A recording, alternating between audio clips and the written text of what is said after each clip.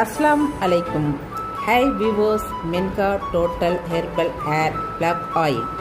காய்ச்ச நாம் பறித்த இலைகள், பூக்கள், மூலிகைகளை வைத்து எண்ணெய் காய்ச்ச கிச்சனுக்கு இப்போது போகலாமா?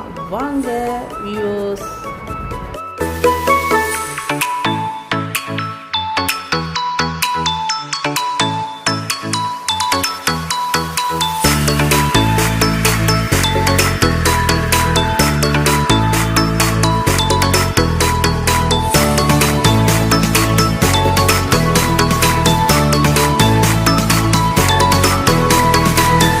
கடைசியாக 5 முக்கிய பொருட்களை இப்போது நான் பேக் செய்து எண்ணெயில் கொதிக்க வைக்கிறேன்.